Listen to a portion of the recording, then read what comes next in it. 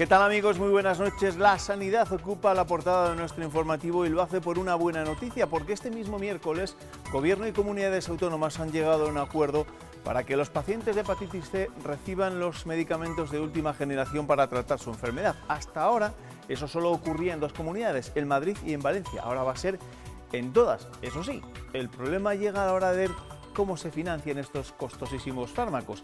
Tanto desde Castilla y León como desde el resto de comunidades autónomas se exige al Ministerio, al Gobierno central, compromiso para pagar esos fármacos, entre otras cosas, para que no obligue a las comunidades a desviarse de los objetivos de déficit. Una cosa está clara, hasta 2020 todos los pacientes diagnosticados de hepatitis C, y no solo los graves, recibirán tratamiento con los últimos fármacos. La primera fase costó 1.600 millones de euros, esta con menos pacientes y antivirales que hoy cuestan 5 veces menos, solo 200 millones, pero también ahora tendrán que pagarlos las autonomías. No es razonable que un mismo ministerio, me estoy refiriendo a la Hacienda, nos pida, sea exigente con los objetivos de déficit, que me parece que debe serlo, y a la vez nos anime el mismo Gobierno a generar, a través de un plan estratégico, gastos adicionales importantes. Desde 2015 Castilla y León ha tratado a 3.555 pacientes de hepatitis C y ahora se hará cargo de otros 2.300. En la primera fase el gasto extra de los tratamientos hizo que la comunidad incumpliera por primera vez su objetivo de déficit, aunque el Gobierno prometió que no tendría ese efecto. La hepatitis C la tenemos que tratar como un medicamento más de la cartera. No podemos ir creando por cada tratamiento una financiación específica. Me he comprometido a trasladar las peticiones a los ministerios que tienen competencia. A pesar de todo, la comunidad garantiza que todos los pacientes serán atendidos, pero pide que se aborde el problema del precio de los medicamentos en otro consejo interterritorial. Más sobre sanidad, porque hoy el portavoz del PP en las Cortes ha anunciado que su grupo presentará en septiembre una proposición no de ley para exigir a la Junta que presente el plan estratégico para la asistencia de radioterapia para el periodo 2017-2020. Todo con la mirada puesta en la unidad satélite de Ávila. Son los expertos los que, por un lado, nos señalan la necesidad de que para que el servicio sea de calidad en toda la comunidad autónoma es necesario previamente reforzar las unidades existentes y, en su caso, renovar 5 de ellas, como así va a suceder de forma inmediata. Una vez verificado esto, que va a procederse de inmediato, continuamos con la siguiente fase, que será la del establecimiento de las unidades satélites. La cara B de las noticias de este miércoles, que han tenido como protagonista la sanidad, la hemos visto en León. Una manifestación ha reclamado en Astorga más especialidades médicas y mejora en la atención sanitaria en el medio rural. La Plataforma por la Sanidad Pública lleva recogidas unas 5.000 firmas de apoyo a sus reivindicaciones. La comarca de Astorga se ha echado a la calle en protesta por el incumplimiento de las promesas de la Junta en atención sanitaria. Varias especialidades médicas muy necesarias en zonas con un porcentaje alto de población de edad avanzada siguen sin hacerse realidad. En esas situaciones tiene que ir a León, y cuando hay un caso de urgencias que tiene que haber una intervención aunque sea mínima, pues también hay que ir a León. Entonces el tema de las urgencias, una rotura de un pie o una costura de algo, si es por la tarde, hay que marchar a León porque no hay médicos especializados. Además piden una mejor atención en las zonas rurales, en donde ir al médico puede ser una auténtica odisea. Yo a los médicos los defiendo porque están haciendo una labor, y desde la plataforma los defendemos, muy grande, porque se están cargando de mucho trabajo que antes igual no tenían. Entonces no pueden llegar a todo, o sea, no culpas a que el médico no vaya ese día al pueblo. La movilización no ha contado con el consenso político, con 8 alcaldes de la zona que no han acudido para dar un margen de confianza a la Consejería de Sanidad. Sí han estado, en cambio, los portavoces en las Cortes Autonómicas de Izquierda Unida, Podemos y Unión del Pueblo Leonés. A las 6:24 de este miércoles ha comenzado oficialmente el verano. Este ha sido el día más largo del año y por delante tendremos 93 jornadas en las que el calor va a ser el principal protagonista. Se espera un verano más cálido de lo habitual, aunque comienza suave. A partir del sábado por la tarde podrían caer chubascos y bajar las temperaturas. El calor seguirá siendo el protagonista esta semana en Castilla y León y podremos disfrutar de una cálida noche de San Juan. Sin embargo, a partir del sábado esta situación podría cambiar. Tormentas ya por la tarde, que se van a generalizar el domingo. Eso nos va a meter también una masa más fresca y ya la semana que viene lo que se espera es que sigan esos chubascos y que las temperaturas sean las normales de la época del año. Eso significa en Valladolid cerca de los 30 grados, temperaturas mínimas de 12-13.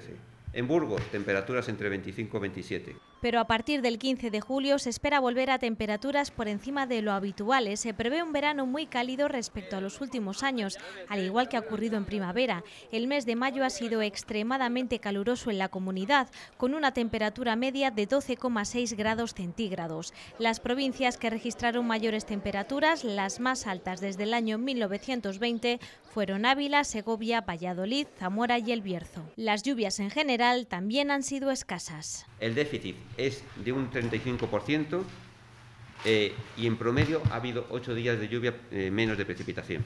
El balance hidrológico de esta primavera nos ha dejado zonas como la de Tierra de Campos extremadamente secas. Verano muy caluroso que sucede a una primavera seca y a un invierno sin nieve. Es decir, un verano difícil en la lucha contra el fuego, tal y como recordaba ayer el consejero de Fomento y Medio Ambiente en la presentación del operativo. Y Juan Carlos Suárez Quiñone nos acompaña esta noche en el tiempo de entrevista. Juan Carlos, ¿qué tal? Bienvenido, buenas noches. Muchas gracias. Bueno, ¿este puede ser uno de los peores veranos de los últimos años en la lucha contra el fuego?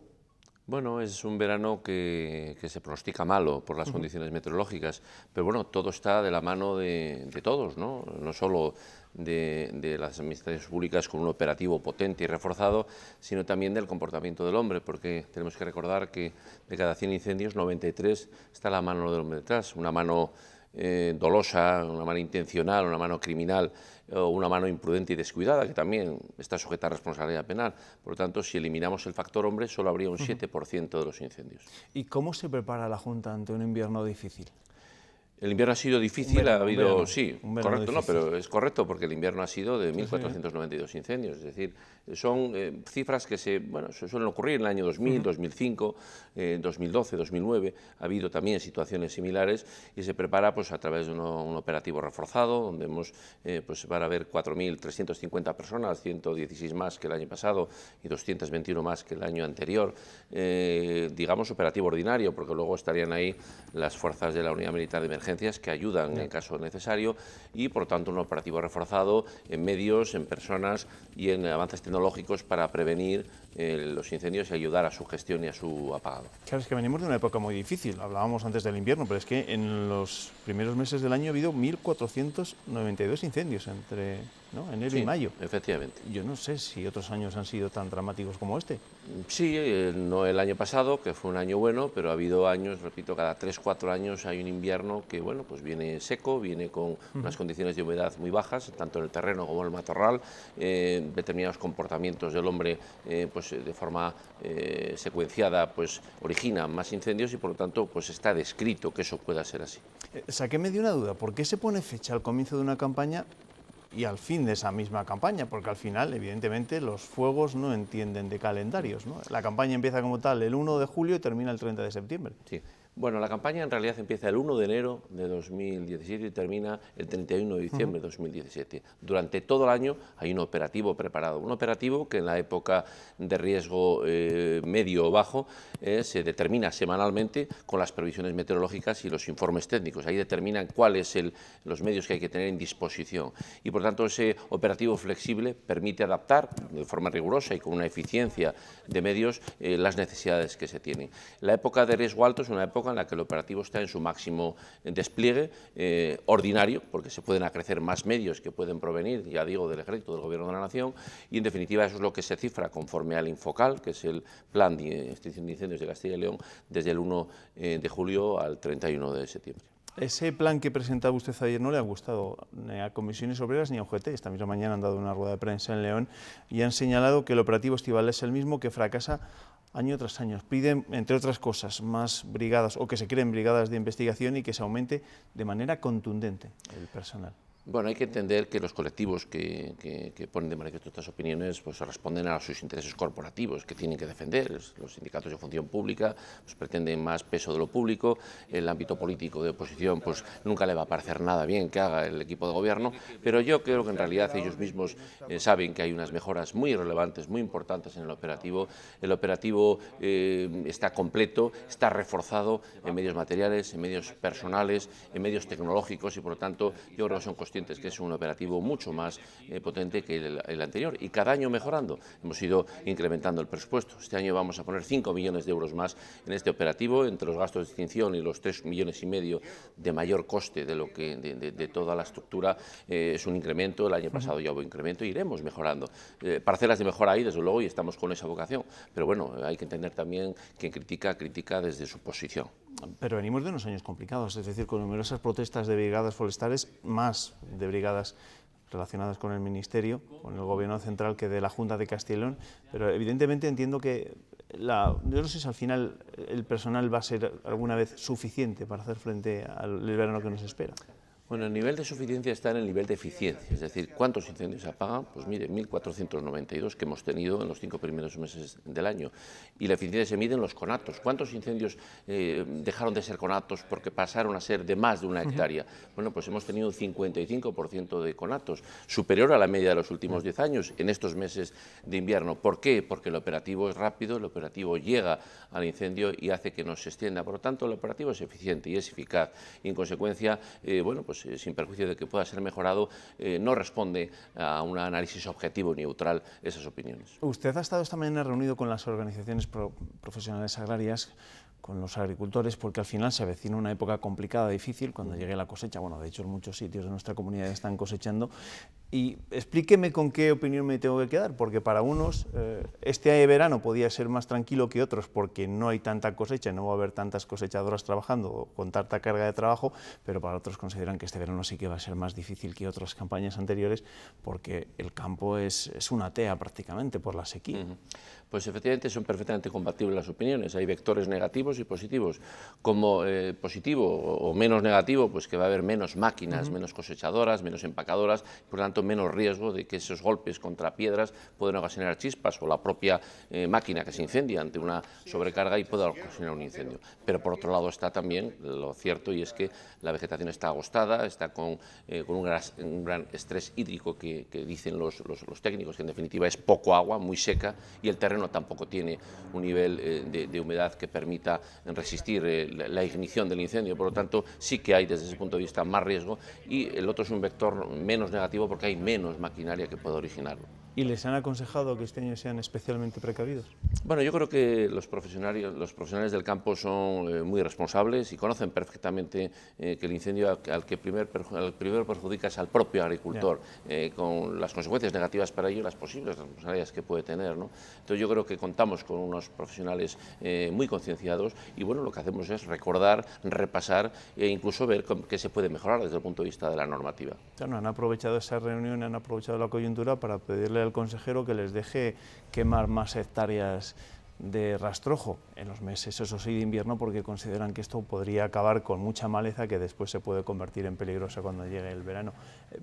Se lo plantea la Junta esa posibilidad, es verdad que ya se ha permitido quemar rastrojos el año pasado, pero yo no sé si se va a permitir quemar más rastrojos a partir de esta campaña. Bueno, hay que partir de una base, y es que una norma nacional prohíbe la quema de rastrojos, está absolutamente prohibida. Lo que hemos puesto el año pasado, la Consejería de Agricultura, en coordinación con la Consejería de Fomento y Medio Ambiente, es una experiencia de sanidad fitosanitaria para evitar la utilización de fitosanitarios y a modo de investigación determinadas parcelas de quemas muy controladas, con unos requisitos muy estrictos para obtener ese resultado de menor utilización de fitosanitarios. Por lo tanto, la quema de rastrojos está prohibida por una normativa nacional y lo que hemos abierto el año pasado es ese aspecto de la quema como un tratamiento de investigación desde el punto de vista de intereses fitosanitarios, pero lo que no podemos hacer, porque lo prohíbe una norma nacional, es abrir la quema de rastrojos como una forma de prevención de los incendios, porque precisamente se prohibieron para prevenir los incendios.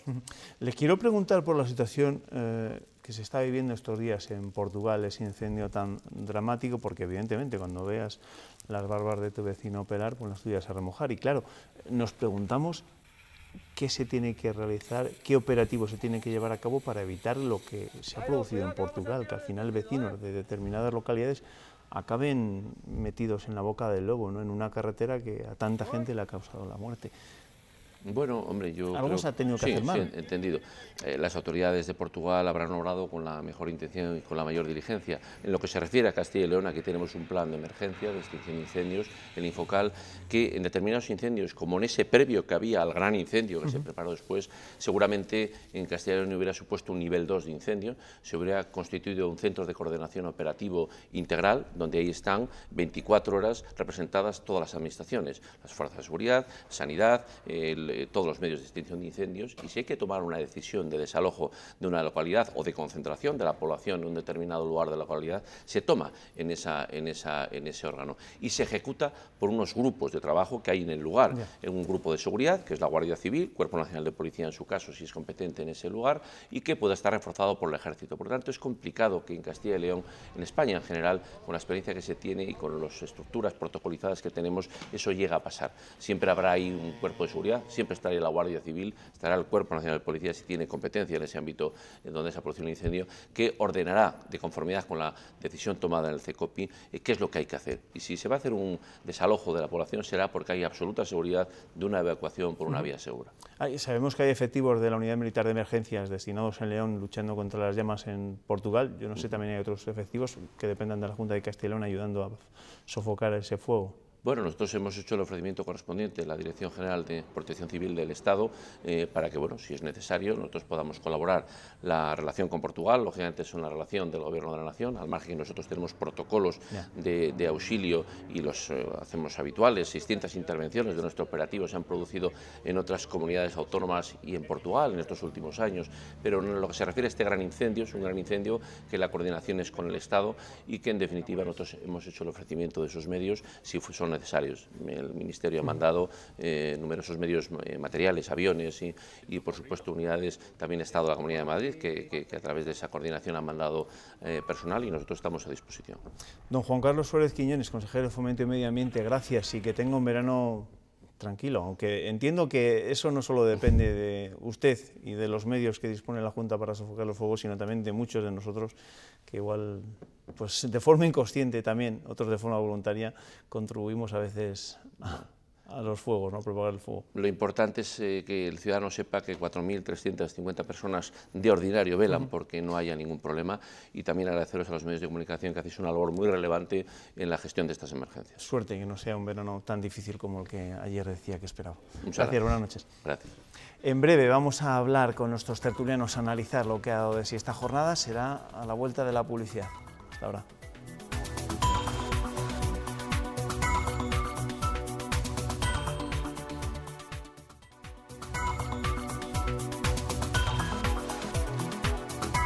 Llega ya el momento de saludar a nuestros tertulianos con los que vamos a hincar el diente a la actualidad de este miércoles. Juan Luis de las Rivas, ¿qué tal? Bienvenido, buenas noches. Muy buenas noches. Alejandro Menéndez, ¿qué tal? Bienvenido, buenas noches. Muy bien, gracias. Y con los periódicos, como todas las noches, Ernesto Escapa. Ernesto, ¿qué tal? Bienvenido. Buenas noches. Cuéntame con qué empiezas hoy.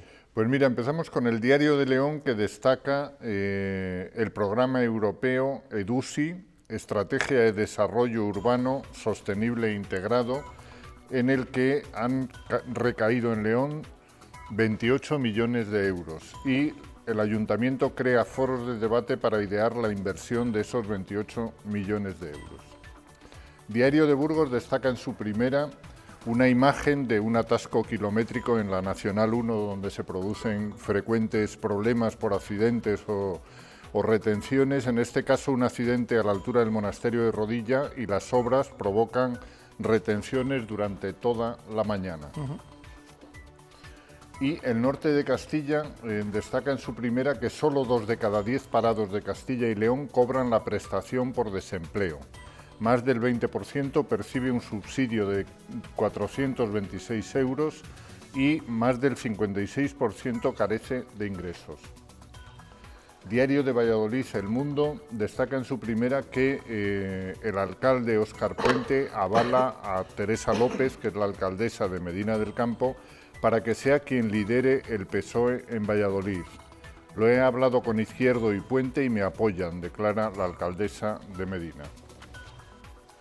Diario ABC destaca en las páginas de Castilla y León la crisis en Ciudadanos tras el abandono del partido de un tercio de sus concejales en Segovia. Y Diario de Ávila, el PP quiere asegurar que la instalación de aceleradores arranque ya en esta legislatura para los tratamientos en el hospital. Diario de Soria, absueltas de malos tratos las 4 empleadas del Trébol. La magistrada del juzgado de lo penal considera que no están acreditados los hechos. Y La Nueva Crónica de León, una media de 3 mujeres al día denuncian malos tratos en León. Por último, La Razón destaca en sus páginas de Castilla y León que la comunidad acogerá en 2018 una importante feria del sector del vino, según anuncia en El Bierzo la consejera Milagros Marcos. Gracias, Ernesto. Esos son los titulares más destacados de la prensa regional, de los periódicos que han llegado a nuestra mesa. Se avecinan unos días intensos en la política regional. Primero, debate sobre los presupuestos este jueves y viernes en las Cortes. Y el martes de la semana que viene, debate sobre el estado de la comunidad. Desde Podemos dan por celebrado el de los presupuestos, una vez confirmado que Ciudadanos permitirá que salgan adelante. Por eso el secretario regional del Partido Morado se ha centrado en el pleno de la próxima semana, donde la corrupción va a ser protagonista. Mañana tendremos un debate de presupuestos que no vale para absolutamente nada porque ya están precocinados y acordados desde hace meses, y la semana que viene tenemos un debate sobre el estado de la comunidad que, insistimos, a nosotros, por higiene y por dignidad democrática, nos gustaría que fuese un debate de investidura del candidato que estime oportuno el Partido Popular, pero creemos que Juan Vicente Herrera no puede estar un solo día más presidiendo un gobierno de una comunidad de la que no se entera de lo que pasa en ella. Pablo Fernández piensa en el debate del próximo martes, ese debate sobre el estado de la comunidad, donde el presidente de la Junta será el gran protagonista. Vamos a hablar de los dos debates, del de el martes y del de mañana y pasado, que tiene que abordar los presupuestos de la Junta para este ejercicio de 2017. Y os pregunto yo, en primer lugar, por esta oposición, esta postura de la oposición, ¿no? Tanto Pablo Fernández hoy pidiendo la dimisión de Juan Vicente Herrera, no es la primera vez que lo hace en los últimos tiempos, como por ejemplo también desde el Partido Socialista. Ayer hablábamos con su secretaria de organización, con Ana Sánchez, y decía aquello de Aznar cuando se dirigía a Felipe González: váyase, señor Herrera, en este caso. ¿Se está tensionando la política en nuestra comunidad en estos últimos tiempos? Hombre, lo de la corrupción es un tema, como además se alargan mucho los procesos, que yo creo que es un tema muy delicado. Y lógicamente es un hueso en el que es fácil morder y no lo van a soltar. Yo creo que además se quiere transmitir, y en eso yo creo que los partidos que gobiernan y son acusados de corrupción, que curiosamente son hay una relación entre gobernar, se quiere transmitir que es la punta del iceberg. O sea, en el fondo dice, no, hemos visto esto, pero realmente estáis todos corruptos. No sé si me explico. Este mensaje se quiere, y es un mensaje peligroso. Pero, sí, ayer el propio Juan Vicente Herrera venía a recordar que la inmensa mayoría de los políticos precisamente no están inmersos en ningún tipo de problemas de estas características que tienen que ver con la corrupción. La otra manera es decir, de verlo es: el sistema funciona, los corruptos van a los tribunales, hay procesos, nosotros no interrumpimos esos procesos, no influimos. Pero claro, hay que tener, yo no creo que se pueda estar mucho tiempo en silencio. Y en mi opinión es un tema que a medio plazo puede obligar a Herrera a tomar una decisión, que es adelantar su salida porque es incómodo, es muy incómodo, ¿no? Es una opinión que... Bueno, yo lo que, por ejemplo, hoy ha habido dos absoluciones de dos concejales de un ayuntamiento de Sevilla, me parece que ha sido, eran de Izquierda Unida y de algún partido de izquierdas. Entonces la pregunta es si estos señores hubieran tenido que dejar su actuación política porque se inicia un proceso que lo que significa en definitiva es que puede haber indicios de alguna criminalidad y el juez tiene el deber de estudiarlos. Pero, naturalmente, eso no significa que vaya a terminar en una condena. Entonces, yo creo que el principio de presunción de inocencia se está pisoteando, sinceramente. Sí, pero los propios políticos han utilizado esto como herramienta, como lanzadera. Es decir, fíjate lo que está pasando en Madrid, es muy significativo, ¿no? O sea, al final estamos diciendo, no, aquí hacemos unas normas de ética, hacemos unas normas nosotros de transparencia, y al final te tienes que comer todas las palabras, ¿no? Porque efectivamente, como tú dices, hay procesos judiciales que se alargan mucho en el tiempo, pero al final declaran a personas inocentes. Claro, pues, no sé. Es que y todas estas situaciones que se están viviendo en los últimos tiempos en la política regional pueden afectar de alguna manera, ayer se refería el propio Juan Vicente Herrera a ello, al acuerdo de investidura que hay entre el Partido Popular y Ciudadanos. En principio, Ciudadanos parece dispuesto a seguir con su respaldo al Ejecutivo regional para que se sigan saliendo adelante los presupuestos. Sí, esta legislatura. Bueno, Ciudadanos está también muy agresivo con este tema, ¿no? Pero vamos, yo es que creo que esto es una conquista histórica, lo del principio de presunción de inocencia que está en la Constitución, como está el decreto ley regulado de tal manera que se acaban de cargar la amnistía fiscal. Entonces, si hacemos caso de unos preceptos y de otros no, yo creo que esto es muy peligroso y muy retrógrado, la verdad. Me parece a mí, vamos, no sé. Sí, los que estamos fuera de la política vemos esto con una curiosa inquietud. No sé cómo se ve eso desde dentro de la política, no lo sé, pero desde fuera se transmite que yo creo que lo de la punta del iceberg es que todo está mal, ¿no? Estamos adelantando acontecimientos, pero en ese debate del próximo martes estará Ernesto Escapa con mi compañera Alejandra Abad, un pleno que les retransmitiremos, por supuesto, aquí en Castilla y León Televisión, desde que empiece hasta que termine, que vete a saber cuándo termina, pero donde Ernesto, la corrupción va a ocupar buena parte de las intervenciones de los partidos de la oposición. Sí parece ya por anticipado que va a ser uno de los asuntos dominantes de ese pleno del martes 27. A mí me parece que el manejo ligero y un poco frívolo de la corrupción es un combustible que efectivamente es muy aparatoso momentáneamente, pero yo creo que no tiene un recorrido largo, es decir, que al final la gente, a base de reiterar asuntos que supuestamente escandalosos, que al final algunos de ellos o muchos de ellos acaban siendo resueltos por los jueces como ajenos a cualquier culpa, pues bueno, yo creo que van desgastando también esa estrategia y desde luego no es una estrategia, el combustible de la corrupción, con la que sea saludable convivir. Bueno, pues el caso es que el debate sobre el estado de la comunidad nos ocupará el próximo martes.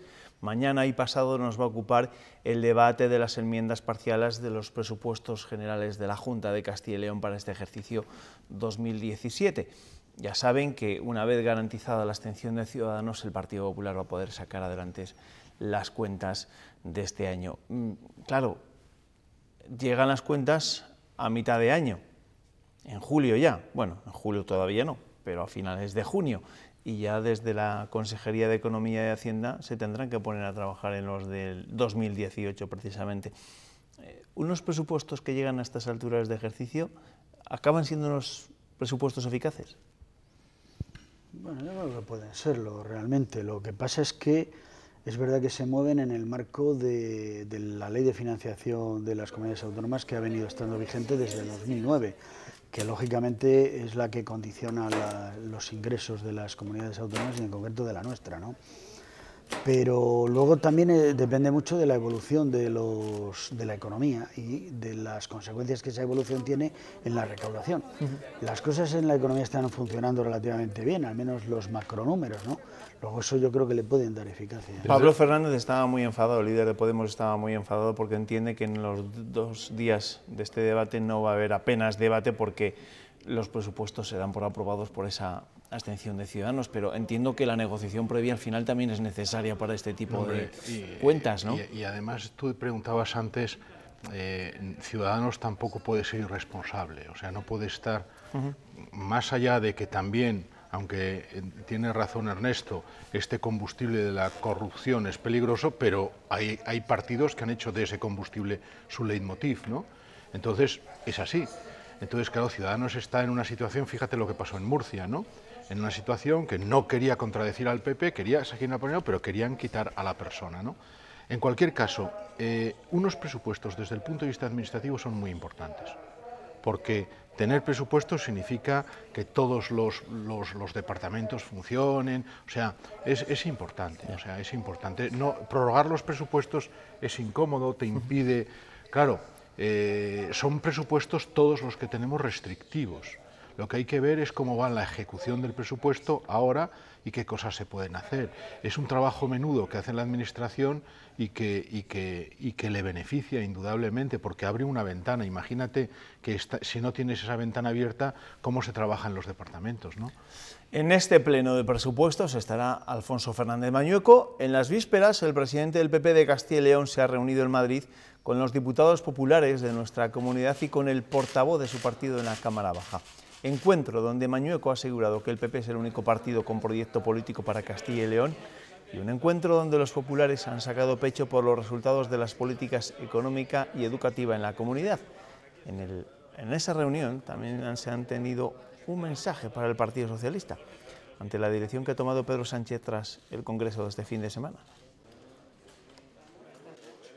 Si el señor Sánchez lo que quiere es virar el rumbo del barco y volverse a chocar contra los arrecifes, está en su legítimo derecho. Lo más probable es que se hunda. El señor Puente lo que está pensando no es en los ciudadanos, en este caso de Valladolid, sino en su propia promoción personal para dar el salto ya definitivamente a Madrid.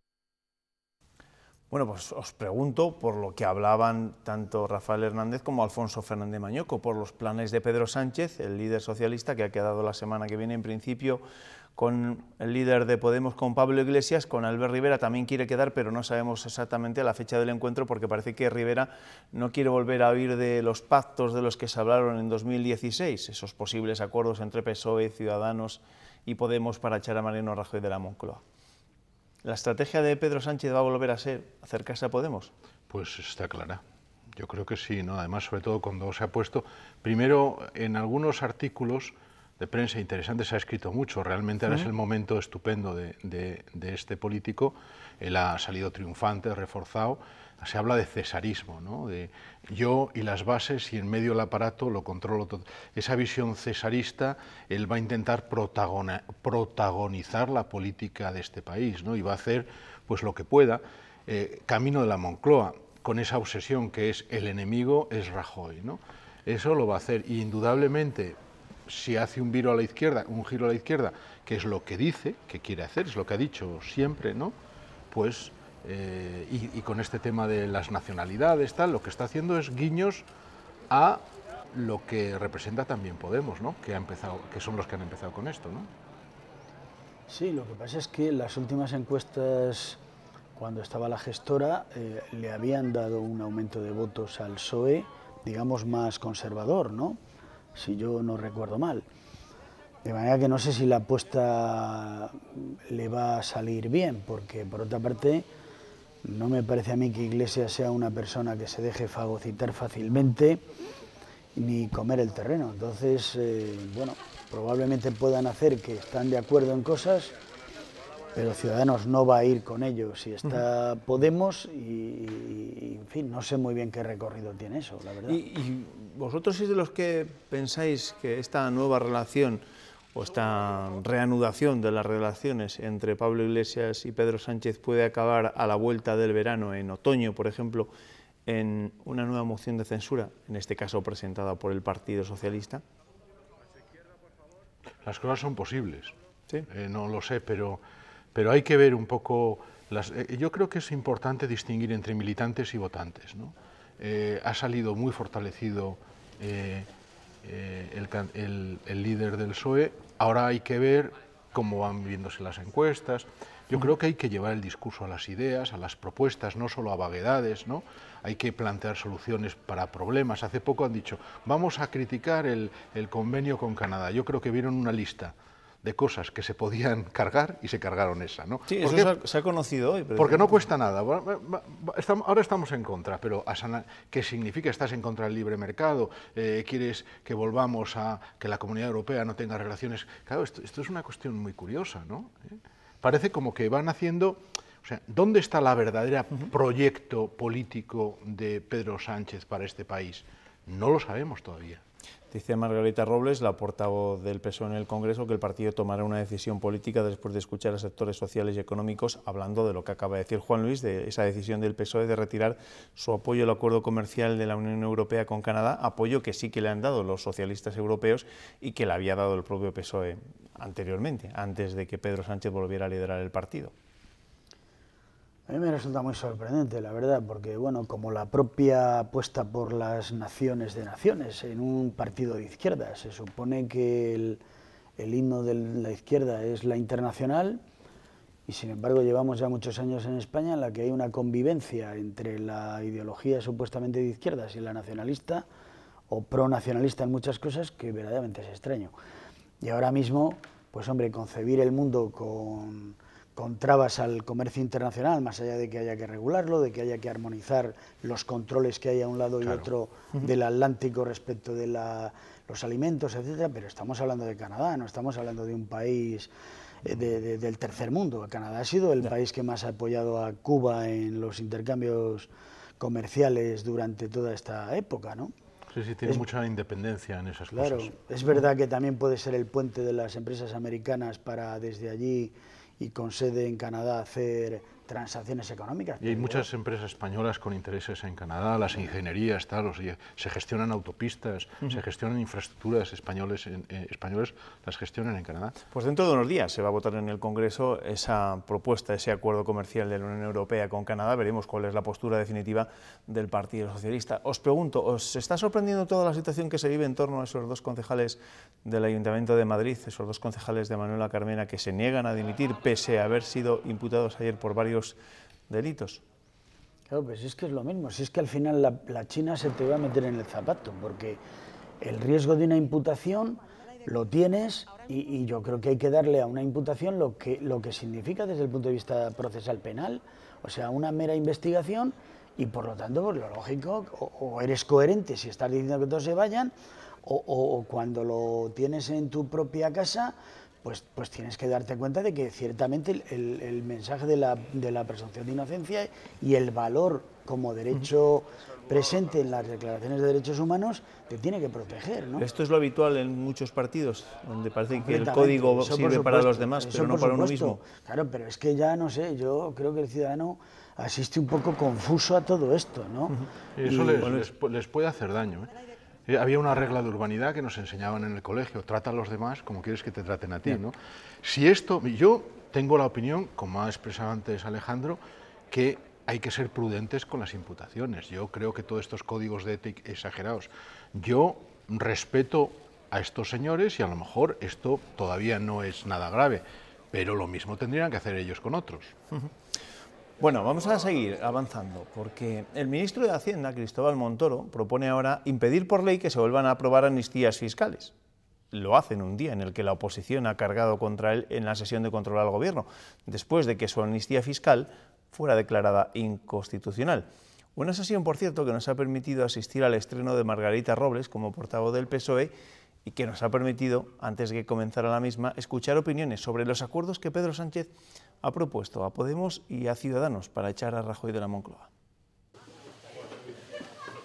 En Pasillo se hablaba de la reunión de Sánchez con Iglesias el martes y con Rivera a partir del miércoles. Unos encuentros que encaran de forma muy diferente. Clave explorar fórmulas para desalojar al Partido Popular. Para hablar de mociones de censura o de cuestiones internas de su partido, pues no hace falta que nos reunamos. En el hemiciclo, Margarita Robles se estrenaba como portavoz del PSOE, echando en cara al Gobierno su amnistía fiscal que el Tribunal Constitucional ha declarado inconstitucional. ¿Con qué fuerza moral va a pedir a los ciudadanos que contribuyan en un momento como en el que estamos a las cargas tributarias? Rajoy recuerda que la sentencia se refiere a la forma en que se aprobó la reforma fiscal y justifica esta medida que permitió que afloraran 40.000 millones de euros. España en aquel momento estaba en una situación límite. Hubo que tomar decisiones que probablemente en otras circunstancias no se hubieran tomado. Montoro sigue siendo el centro de las críticas por esa medida, que ha defendido por partida triple en la sesión de control en una interpelación y en comisión, donde ha pedido reformar la ley para que no haya más amnistías. Lleguemos a prohibir expresamente nuevas regularizaciones extraordinarias.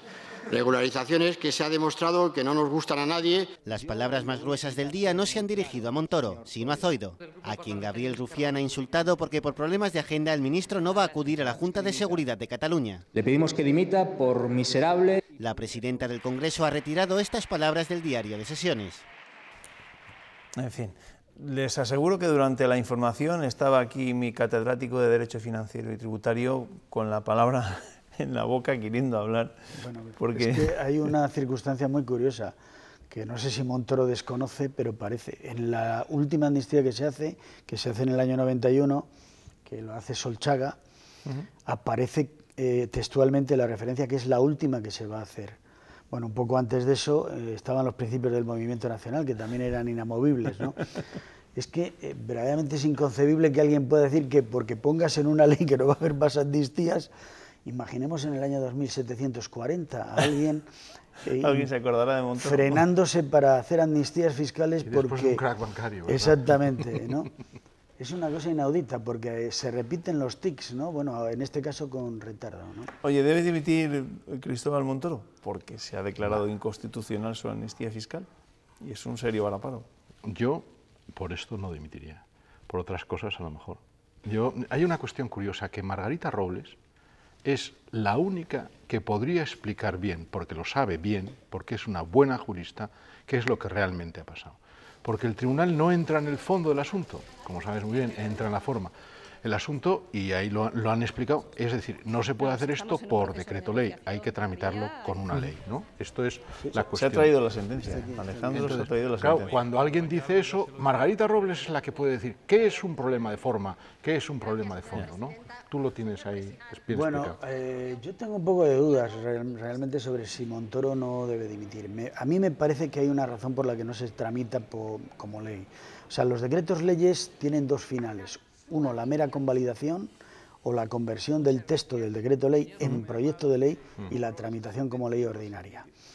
En este caso no se hace este segundo mecanismo, que yo creo que era necesario, como dice la sentencia del Tribunal Constitucional, de forma, me parece impecable, la he leído y no siempre estoy de acuerdo con ellas, me parece que es impecable. Y eso lo hacen, a mi modo de ver, para evitarse todo el trasiego y, podemos decir, la bulla de una tramitación como ley ordinaria de la que se ha llamado amnistía fiscal. En definitiva, quieren evitar un coste político, no tramitando ese decreto ley como ley ordinaria, y ahora, pues evidentemente lo soportan porque un decreto ley, y está claro, no puede permanecer regulando una materia que está en el 31.1, porque el artículo 86 de la Constitución dice que los decretos leyes no pueden regular los deberes y derechos del título primero de la Constitución.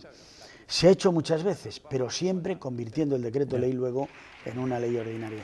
Entonces el decreto ley se declaraba nulo, pero la ley ordinaria sustituía los efectos de la nulidad, ¿no? Y en este caso no se ha hecho, ¿no? Pues mira, te agradecemos, Alejandro, esta clase teórica que nos has dado en unos minutos acerca de unas diferencias entre decreto ley y ley.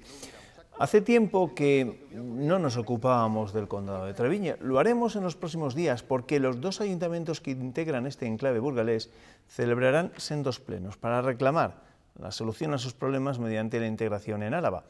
Esta tarde el secretario regional del PSOE pedía en Burgos respeto a nuestro Estatuto de Autonomía. Diálogo del cumplimiento del Estatuto de Autonomía, no hay posibilidad, son declaraciones políticas. Yo lo que sí entiendo es que los habitantes, los vecinos del Condado de Treviño, que están lejos geográficamente, pero que sobre todo se sienten muy lejos en cuanto a la atención y a los servicios que le presta la Junta de Castilla y León o la Diputación Provincial, estén descontentos. Bueno, tenemos que hablar de cómo se mejora la prestación y la atención de todos estos ciudadanos. Y en Segovia, 5 cargos públicos de Ciudadanos han anunciado su decisión de marcharse del partido. A ellos se suman otros 9 militantes que denuncian un cambio de ideario y de principios en la formación naranja. Aseguran que el partido solo se preocupa por las grandes urbes como Madrid o Barcelona y que tiene abandonadas a las diferentes agrupaciones. Hay 203 concejales ya en Ciudadanos no adscritos y ayer había 8 diputados, hoy va a haber 9. Si algo me pesa de todo esto es la falta de diálogo que han tenido con nosotros, o sea, con cualquiera de los afiliados a la hora de intentar buscar soluciones. 203 concejales no adscritos, que antes pertenecían a Ciudadanos, que fueron elegidos por Ciudadanos, son unos cuantos concejales no adscritos. En toda España será, sí, ¿no? Sí. Vamos, si solo fuesen Eso castellanos. con las encuestas a favor. O sea que... Hombre, es verdad que en un partido nuevo igual encontrar candidatos de su perfil, por así decirlo, entre comillas, puede resultar difícil, ¿no? Que me imagino que muchos llegarían por avalancha. Pero lo que es muy difícil es armar un partido. Ya. Armar un partido, tener una ideología, controlarla, formar bases, cuadros. Tú tienes que tener un proyecto, si no lo tienes, no lo formas. Juan Luis, Alejandro, que os tengo que despedir, ¿vale? Que nos tenemos que ir a ver cómo ha sido esta primavera. Hasta otra. Muy bien. Feliz semana. Encantado. Ernesto, que te espero mañana, ¿eh? Hasta mañana. Hasta mañana. La primavera de este 2017 ya forma parte de nuestros recuerdos. Muchos los podemos recuperar gracias a ustedes, a las fotografías que la han retratado y que nos han enviado a la sección del tiempo. No podemos dar cabida a tantas en nuestra noticia, pero hemos intentado recuperar un puñado de ellas que nos van a permitir añorar una estación que acabamos, como les digo, de despedir. Les dejo con ellas. Adiós. La primavera es siempre un catálogo meteorológico, trae de todo, empieza por la nieve y termina por el sol. Entre tanto, 1001 detalles atmosféricos van pintando los días. Joana, María José, Diego y Rosa nos mandaron los más grises. Maribel, Adrián y Ana María, algunos intensamente azules. Francisco, Yolanda y José, los naranjas más rotundos. Mario, el verde. José María, el rosa. Agustín, el violeta. Josefina, el sutil origen de todos. Color a color conquistamos rincones, uno en Segovia, otro en Burgos. Eso del fondo es Roales del Pan, en Zamora. Recibimos fotos con sus comentarios, unos cariñosos y otros técnicos. Ya saben ustedes que estas nubes se llaman mamatus. Nos cuentan a qué hora llegó la tormenta, nos ayudan a hacer mejor nuestro trabajo y sin duda nos dan una de las tareas más placenteras del día, escoger la belleza. Gracias, una estación más.